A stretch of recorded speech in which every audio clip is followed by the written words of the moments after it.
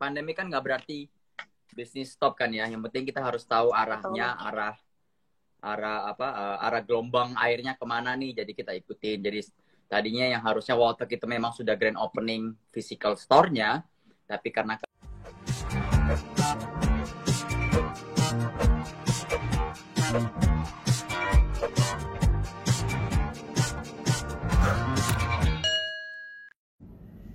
Hai geng kreatif, ketemu lagi sama aku di acara kreatif di rumah, stay safe, stay produktif. Oke, kita bakal ngobrol sama founder dan CEO dari Sorcelly Group. Kalau kalian udah sering makan Sorcelly di mall gitu ya, wah ini kita bakal ngobrol sama foundernya hari ini gitu ya. Terus selain Sorcelly, kalian kalau tahu juga kalian pernah makan gulu-gulu, jadi minum bubble tea gulu-gulu, kemudian minum kopi Vika Coffee, dan mungkin kalau di Jakarta pernah makan warteg ya. Berarti kalian malam ini sangat beruntung karena kita bakal ngobrol sama foundernya. Nah, topik malam ini kita bakalan ngobrol gimana kita survive dan menang, how to survive and win during this pandemic gitu ya. Jadi kita bakalan ngobrol-ngobrol sama Doni Pramono I. Oke. Halo. Halo. Hai. Apa kabar? Apa kabar Kak Doni? Gimana kabar teman-teman semuanya? Sehat-sehat semuanya? Surviving? Stay healthy? Sehat dong. Udah makan malam belum? Udah, ini barusan aja makan malam, masih kemedit. Oh, barusan. Makan apa nih? Jangan-jangan makan Sorcelly lagi. Ayam. Terus tadi juga ada makan Warteg hari ini, salah satu brand kita Warteg juga launching online delivery nasi telur ceplok viral namanya. Launching nasi telur. Jadi hari ini makan telur udah 3 biji kayaknya. Bentar lagi bisul bisa. Moga-moga nggak bisulan ya. Iya. Oke. Kak Doni agak naik dikit, Kak Doni agak ini ketutupan teksnya dikit. Ketutupan teksnya ya. Oke, gini ya. Yes, mungkin Gimana? nah, oke. Gini. Agak turun dikit. Set. Gini. Nah, mantap. Sip. Oke. Oh, ini posisinya rame nih. Selamat malam. Alhamdulillah. Selamat malam. Wah. Halo semuanya, tetap semangat. Tetap semangat. Oke. Oh, ada teman-temannya. Disapa dulu, Kak Doni. Halo Ferry. Ferry ini yang punya keripik pisang. Oh, berarti pisang. malam ini banyak teman-teman juga ya? Banyak teman-teman di dunia F&B yang lagi join. Iya. Ternyata wah, itu dibedain tuh. Cerita. Oke. Nah, tadi di awal aku sudah cerita perkenalan kalau Kak Doni ini adalah founder dan CEO dari Sorcelly Group. Nah, buat teman-teman semuanya, kalian kalau ke mall, tadi aku udah cerita, kalau ke mall minum gulu-gulu atau makan Sorcelly, atau minum Vika Coffee, ya kan? Nah, ini nih, kalian baru lihat ya. Mungkin gak kreatif ada yang baru lihat hari ini pertama kali. Makanan Indonesia, masakan nasi Indonesia, Warteg juga bisa. Yang udah launching duluan, nasi telurnya barusan. Nanti nextnya nanti bulan depan kita berbagai macam nasi-nasi ala-ala Warteg. Ayam panggang, seperti itu. Nasi yang lain-lainnya berbagai macam Indonesia. Wow, oke. Berarti during this pandemic aja masih bisa launching ya? Kita mau tahu nih tips-tipsnya nih. Ya kita pandemi kan nggak berarti bisnis stop kan ya. Yang penting kita harus tahu arahnya, arah gelombang airnya kemana nih. Jadi kita ikutin. Jadi tadinya yang harusnya Warteg itu memang sudah grand opening physical store-nya. Tapi karena keadaan seperti ini, PSBB, kantor tutup, orang-orang nggak boleh keluar, jadi kita launchingnya secara online, yaitu delivery. Bisa dibeli di GrabFood, bisa dibeli di GoFood, seperti itu. Itu ada yang komen, mantul. Mantul, masuk Pak Eko. Oke. Nah, tadi aku udah kasih perkenalan singkat. Mungkin ada teman-teman nih, geng kreatif yang belum kenal Kak Doni secara lengkap ya, gitu ya. Nah, boleh Kak Doni dikenalkan secara lengkap nih. Mungkin asalnya dari mana, gitu. Silahkan. Jadi saya Kalau dari asal saya sebenarnya saya seperti kutu loncat ya, perantau ya. Saya lahirnya di Bau-Bau, ada yang tahu Bau-Bau enggak? Bau-Bau itu di Sulawesi Tenggara, ya kan? Tapi saya nggak lama di Sulawesi, di Bau-Bau. Saya gedenya sekolahnya SD, SMP di Surabaya. Setelah itu SMA saya sempat sekolah bentar di Singapura sekitar 3 tahun. Setelah itu kuliah saya kebetulan ada rezeki disolain sama orang tua, kuliah di Amerika untuk ngambil S1 dan juga S2. Setelah itu selesai, saya balik. Jadi saya nggak pernah tinggal di Jakarta. Saya balik pertama kali saya ke Jakarta yaitu waktu saya mulai Saur Seli tahun 2008. Jadi itu pertama kali saya menginjakan kaki di Jakarta. Terakhir kali itu udah lama banget waktu saya masih kecil, masih umur 5-6 tahun. Jalan-jalan ke Jakarta. Tapi jadi kok bisa dibilang saya juga anak rantau lah. Siapa di sini yang anak rantau juga angkat tangan? Saya anak perantauan nih. Anak perantau dari mana? Kan kelihatan suara saya mendok-mendok ini ya. Mendok dari mana? Dari Jawa ya? Sama di Surabaya juga. Surabaya, arek Surabaya juga. Iya, arek Surabaya. Iya, Surabaya saya cukup lama. Jadi waktu SMA di Singapura ataupun kuliah di Amerika, rumah saya itu Surabaya. Kalau istilahnya pulang Indonesia liburan ya balik ke Surabaya. Gitu. Oke. Wow. Ini kita coba sapa dulu nih. Siapa tahu geng kreatif hanya dari Surabaya nih. Mungkin tadi aku lihat nih di komen ada adik kelas apa siapa ya? Teman sekolahnya. Iya. Petra ya. Oh, Ferry juga dari Surabaya ternyata. Iya, benar. Wow. Jadi saya keren. Asalnya banyak dari Surabaya, dari Bau-Bau. Jadi bisa tergantung fase mana dalam hidup gitu. Kalau dari Jakarta juga sekarang Jakarta udah 13 tahun terakhir di Jakarta. Wah, oke 13 tahun ya di Jakarta. Iya, Saur Seli kan udah menginjak tahun ke-12. Bulan Mei ini Saur Seli ulang tahun ke-12 sebenarnya. Tanggal 15 Mei itu Saur Seli umur 12 tahun. Wow. Nanti ada ini ya, ada perayaan happy birthday ya. Harusnya ada promo harusnya untuk. Tapi sekarang tiap hari juga udah promo sih. Sekarang Saur Seli udah tiap. Oke. Ini promo pasti gara-gara ini ya. Saur Seli udah promo ya. Oke, nanti kita bahas lebih lanjut mengenai promo-promonya. Nah, yang kemarin Geng Kreatif juga banyak yang nanya nih Kak Doni. Gimana perjalanan karirnya gitu. Tadi kita udah tahu nih perjalanan karirnya merantau dari Bau-Bau, itu kan perjalanan hidup ya. Nah, perjalanan karirnya gimana nih kok bisa bikin Saur Seli pertama kalinya? Jadi pertama kali dari hobi sih ya. Waktu kuliah di luar itu sering makan di ngafe-ngafe di frozen yogurt cafe. Jadi senang waktu sama di Amerika. Waktu di Amerika ya betul. 1 minggu bisa 3 kali, 4 kali lah gitu. Hobi makan itu. Terus habis itu waktu saya kelulusan, orang tua saya datang ke tempat graduation saya. Setelah graduation saya bawa ke salah satu toko frozen yogurt yang sering saya kunjungi. Nah ternyata orang tua saya suka, terutama mama saya. Jadi akhirnya kayak terus rame gitu kan tokonya. Jadi akhirnya mama saya memberikan ide kayak mungkin ini bisa menjadi bisnis yang baik, bisnis yang bagus untuk mulai bisnis gitu. Tadi awalnya ya karena memang saya juga suka sesuatu yang branding, F&B, retail.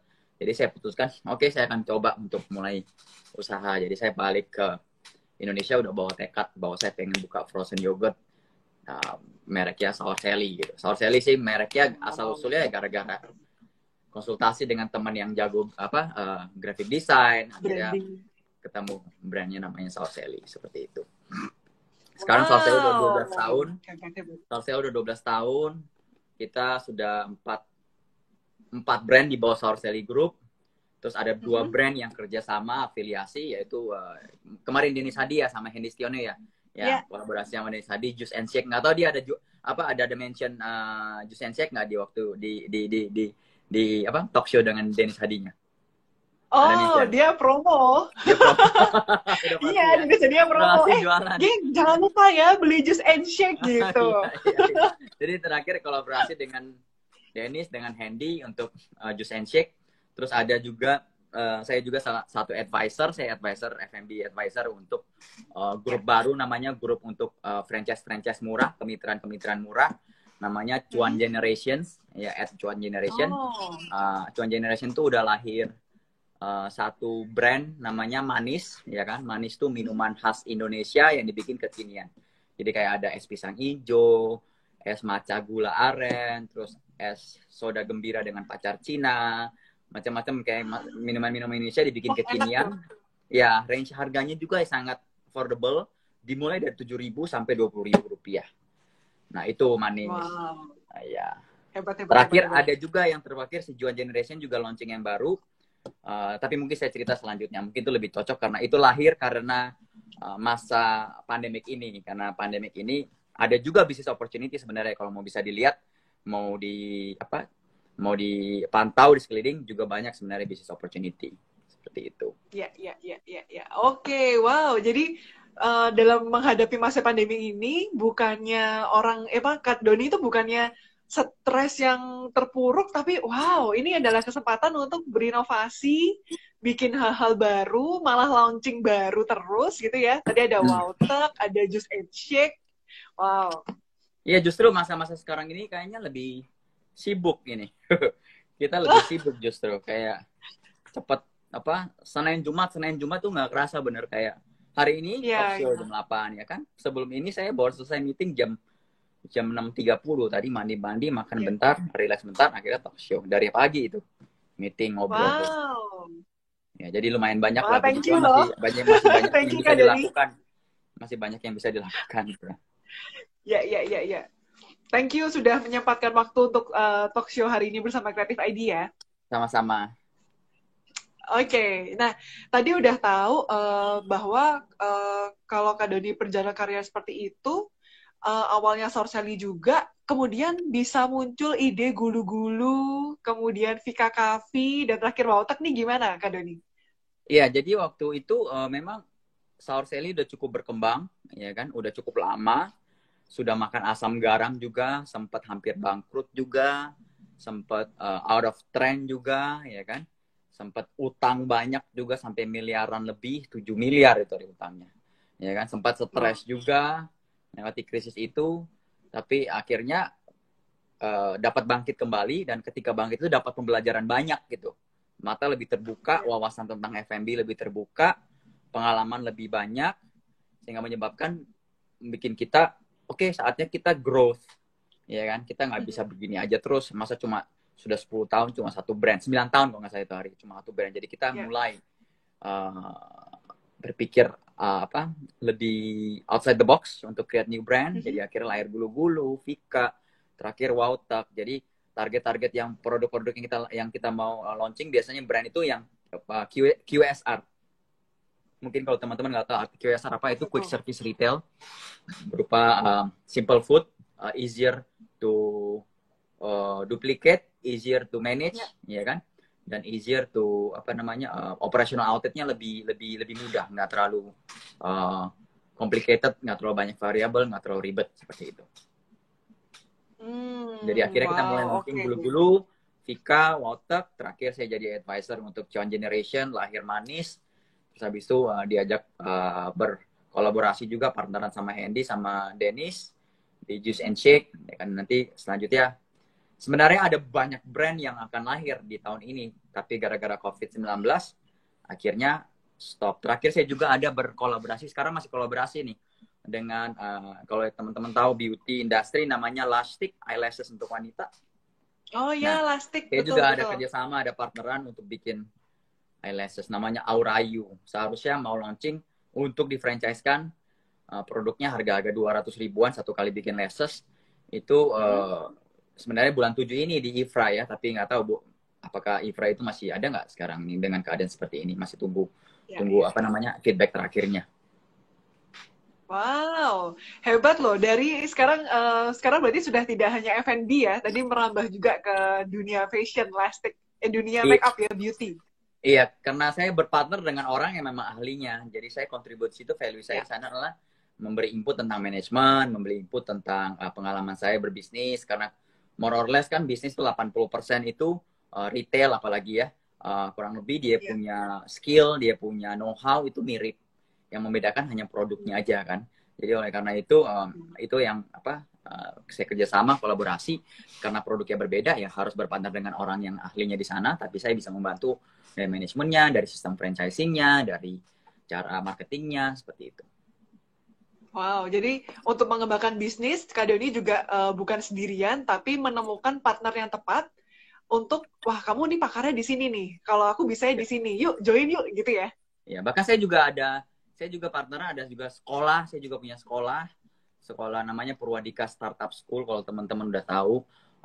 Itu bergerak di higher education, kuliah sebenarnya, tapi informal education, informal kuliah, mengajarkan teman-teman yang ada 4 jurusan kalau nggak salah, robotik, terus network, terus nggak tahu terakhir ada AI apa enggak, untuk teman-teman yang tertarik di bidang teknologi, mau bikin startup, bisa belajar dulu di Purwadika, terus akhirnya setelah dapat ilmunya, bisa buka startup sendiri gitu.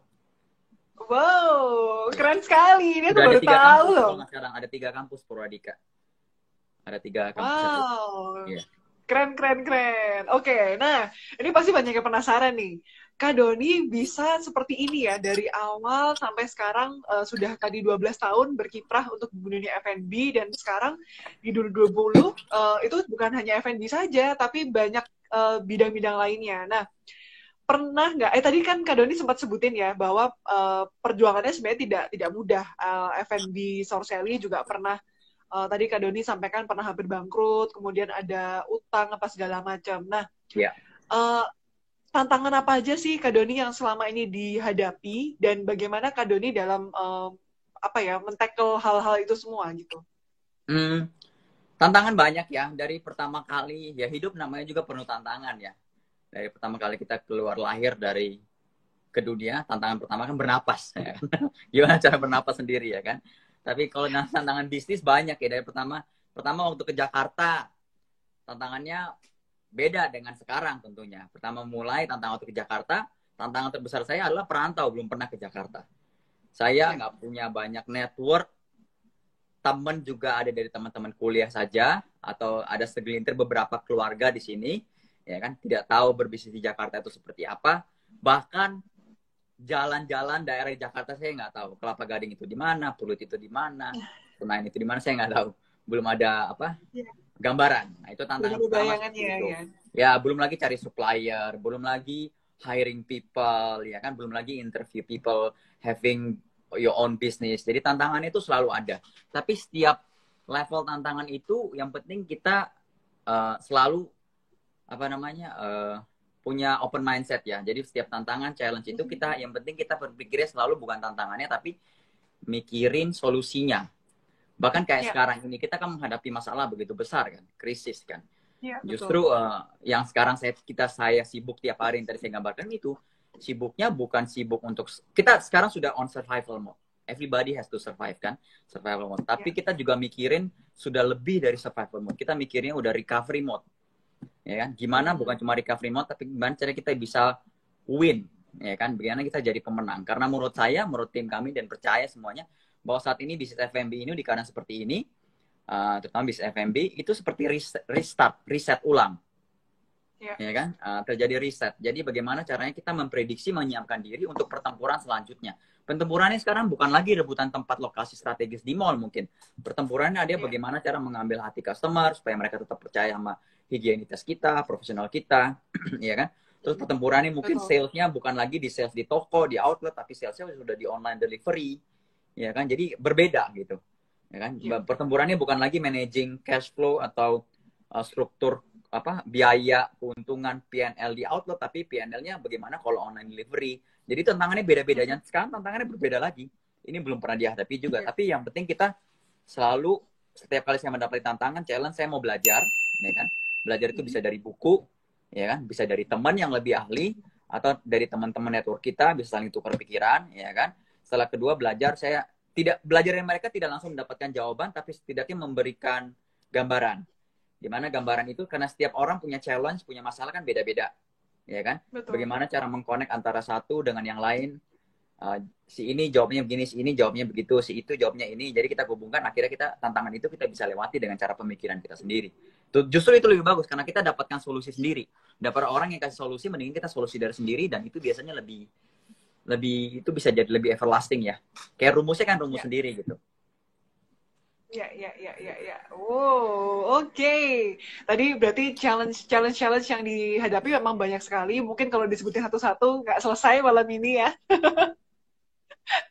Sesi malam ini mungkin akan lebih dari 1 jam. Nah, tapi tadi tips dari Kak Doni adalah kalau ada challenge, itu bisa tanya sama teman-teman, bisa tanya dengan orang-orang, tapi tadi Kak Doni bilang, oh kalau misalnya aku bisa nemu solusi itu sendiri, solusinya kan lebih everlasting daripada kalau cuman dikasih tahu sama orang. Betul, betul. Tentu kayak Oke. sekarang ini hari-hari saya tiap hari berusaha mendapatkan artikel-artikel, contohnya artikel supaya kita bisa prediksi, contohnya kebiasaan biasa. Contohnya terakhir saya artikel baca 30 customer behavior gara-gara pandemi COVID-19 crisis. Ya kan, berbeda, ada yang bilang online apa segala macam, berbeda, totally beda. Itu bisa jadi satu pemikiran juga untuk strategi perusahaan. Bagaimana cara mengambil posisi supaya kita bisa mengikuti arah customer itu seperti apa, ya kan? Terus kedua ada beberapa artikel, contohnya recovery seperti apa. Ada yang bilang U-shape, ada yang bilang L-shape, ada yang V-shape. Itu semua kita sebagai pebisnis, sebagai entrepreneur harus bisa baca arahnya ke sana. Oh, kalau ternyata kalau recovery-nya seperti ini, oh kayak begini, ya kan? Recovery seperti itu, oh kayak begini nih strateginya. Kalau recovery seperti itu, skenario seperti ini. Jadi kita harus terus apa namanya belajar. Ini kan something yang kita belum tahu kan sebelumnya. Ini kan belum pernah kita hadapi. Pandemik ini 100 tahun sekali kan. Iya. Justru sebenarnya kalau kita bisa survive, nanti 10 tahun mendatang, kalau ini udah selesai, udah antivirus, ya mungkin kita bisa look back lebih lihat, kita mengalami sebuah sejarah dalam peradaban manusia loh yang hanya 100 tahun sekali.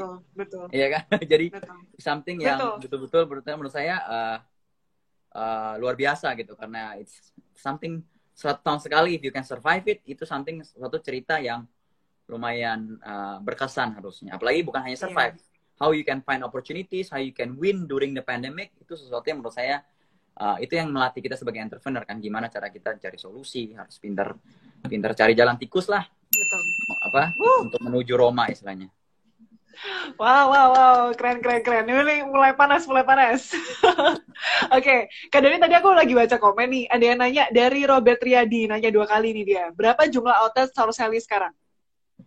Sekarang jumlah outlet yang sudah buka per terakhir sebelum COVID-19 ini 238. Tapi per hari ini kayaknya tinggal 100 yang buka.